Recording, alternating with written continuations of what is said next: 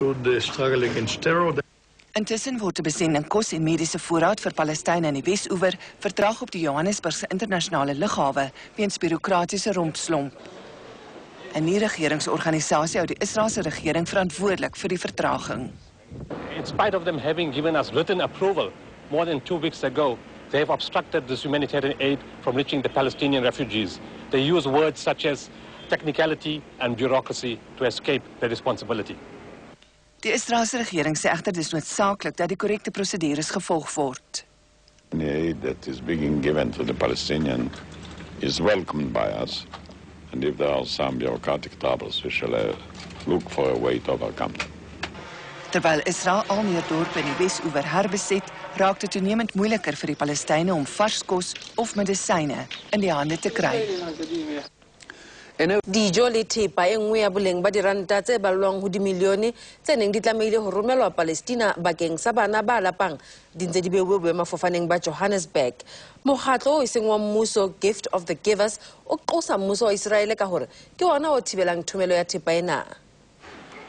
Pomo yeo e thutupile go sebaka se feta go beke ka Jenini o keditše mahlomola le go tshwenya megopolo ya batho. Mosadi o boletse gore a ka se lebale tsela yeo hlaka ya ngwako wa gagwe e ile go ya phuhlama. Yena a ka se tsoge a kgonne go sepela gape. My life miserable, no work, no fun, no, so dangerous. Batho bao ba go betšego ka kudu ka West Bank ba romelwa ka bookelong bjo. Go le bjalo bookelo bjo bo na le sekoloto sa $8 tše dimilione tše seswai.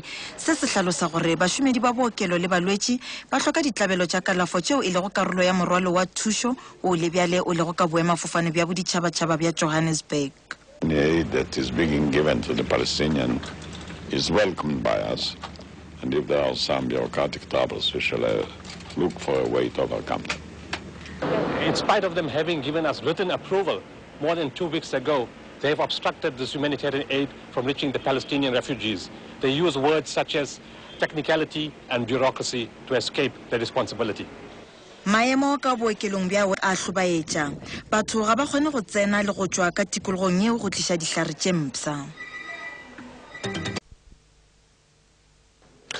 Izinhlangano ezingekho ngaphansi kohulumeni emhlabeni sezisixekile isinyathelo senhlangano yezizwe sokuvumela ukuthi iIraq ithengise uwoyela uma nje izothenga ukudla. Lezi zinhlangano zithele sesinyathelo sesenze umonakalo omkhulu kuleli yalizweni. Bayalila ngoba kushone ingane lengane ithethwe ngumdlavuza wegazi kanti ziningi ezinye isengozini. Odokotela bathi indlala isinika amandla. It seems like my next one's going to die as well. I just can't take it anymore. I have one more left at home. I have no energy to give that child. Odokotela bathi kuncane kabi nabo abangakwenza amakhamba okulapha izingane eziphethwe ngumdlavuza amancane. Eminye imishini yokulapha lesi sifo ayivumelekile ngoba ingasebenziseka ngezindlela eziningi. Ingaboyi futhi isetshenziswe njengezikalo zokubhubhisa isintu. Ngisho namapensela omsiza awavumelekile ngoba angasetshenziswa ukwenza amabhomu. Uhlelo lokuthunya iIraq luzobe libhekisiswe futhi kule nyanga. If a country is to move forward, the government has to have control of its economy. It cannot be in the hands of aid agencies. No country develops that way. Imithetho kufanele ilandele na inkinga.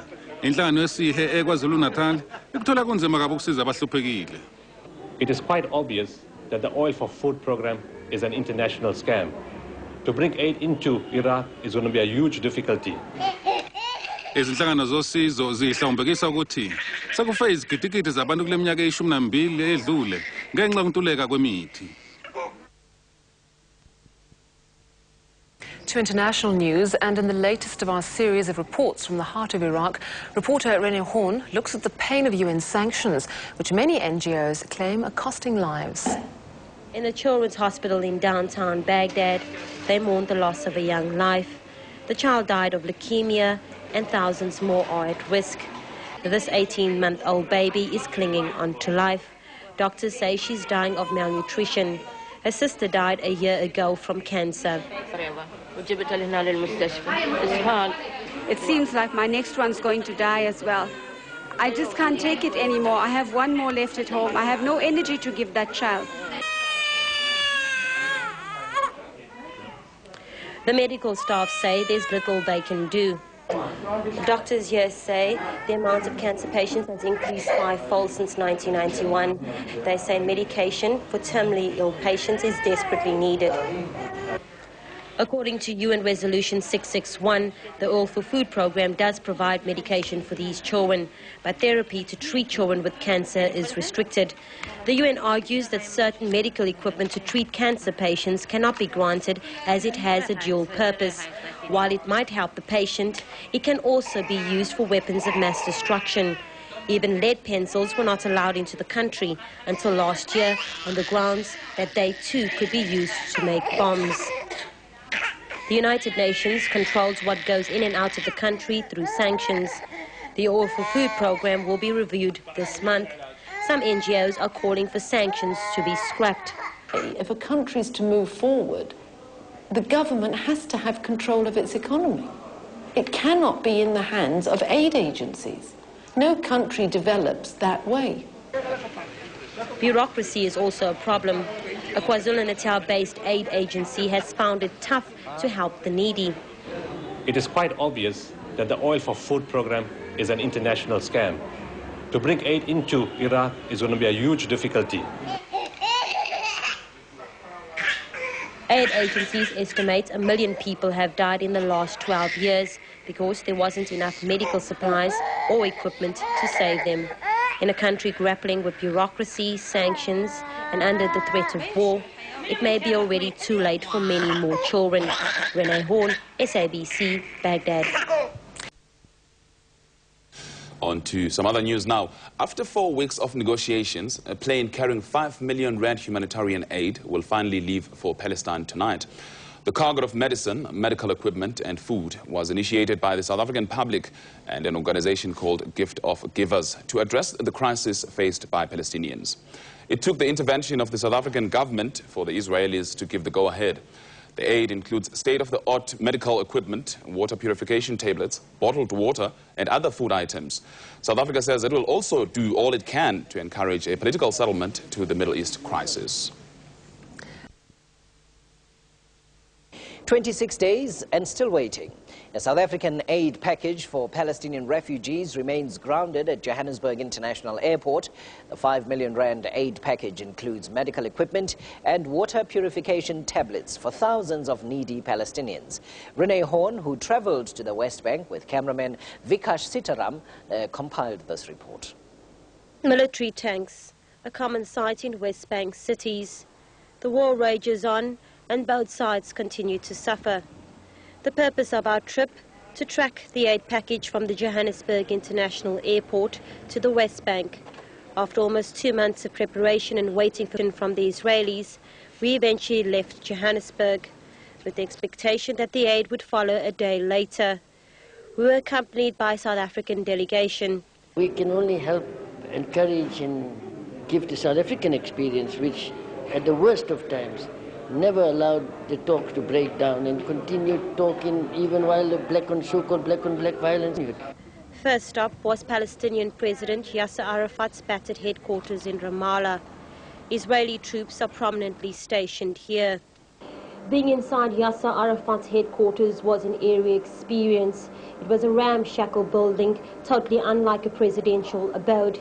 His bodyguards were sleeping on the floor. Inside the quarters, we had to erase part of our footage for security reasons. Outside, a barricade of cars provided a protective shield. There was no sign of life in Ramallah, even though the weekend was around the corner. The area's been under curfew, disrupting work schedules and leaving families without money, food, medical supplies. No work, no money, it's no good, no life. She can't come here to Jerusalem. She told me I can talk to her at the phone. She told me that she has no food. Meanwhile, in Jerusalem, life continues. Here, Jews and Muslims live separately. There's a yearning for peace, but there's a general lack of trust. We have reached out in peace to the Palestinian people, and we've been returned with terror and all sorts of suicide bombings, and that makes us wonder whether the other side really wants peace. And if you look at the street, there is nobody. This is the famous street, Salahuddin. At this moment, there will be a lot of people. But look, economic is very bad, you know. So everybody there is suffering from both sides.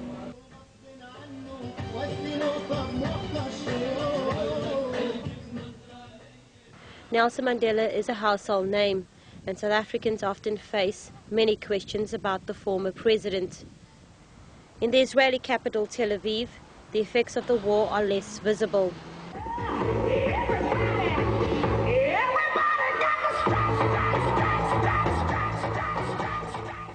It's Friday, the start of the weekend. Both Palestinians and Israelis turn out for the annual gay parade.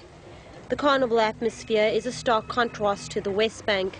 There's a dire need for medical supplies in many hospitals, but there's still no sign of the package from South Africa.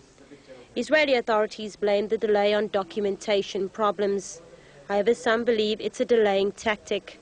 Israelis themselves have mentioned that they receive aid from South Africa, which to them is a friendly country.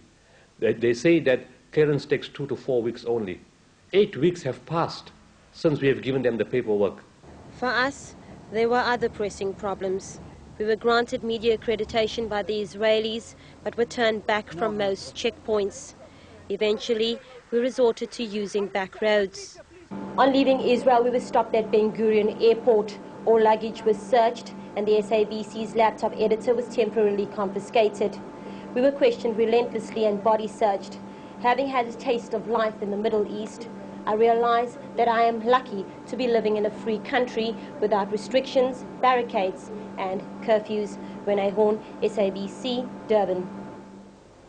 Now, one of our main news stories. Emva kweveki ezine zothethathethwano kude kwafikelelwa kwisigqibo sokuba uhambe ngokuhlwanje umthwalo oxabisa izigidi ezi-5 zeerandi nobusoloko ubhadla kwisikhululo senqwelomoya saseRhawutini.